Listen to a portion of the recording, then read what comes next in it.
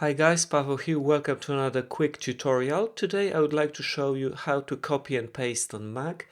As you can see, I've got a document here with also a keyboard, so you will be able to see which keys are being pressed. So let's start with copying. So you need to select the text you want to copy and then press Command and C, and to paste it, Command and V. So one more time, select part of the text, Command C to copy, and Command and V to paste it. While we're doing this, it's worth to remember 3 more shortcuts that will be used quite a lot.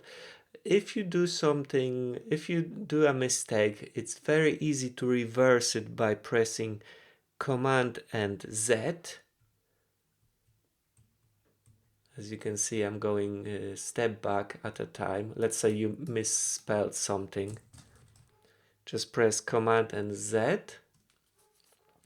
Also, if you want to select something, instead of going it with the mouse, you can press Command and A.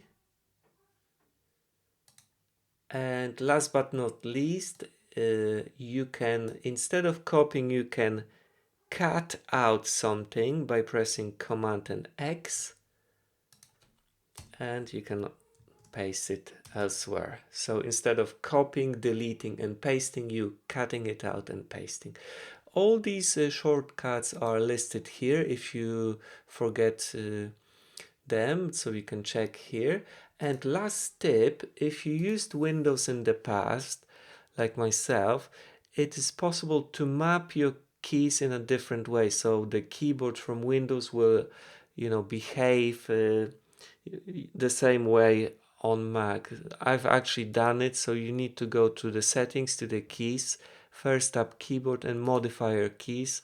You can map them differently, so the keyboards from Windows, you would use a Mac keyboard as if it was Windows keyboard. It can be useful as well. That's really all for today. Thank you very much for watching, and I will see you in another tutorial. Bye bye.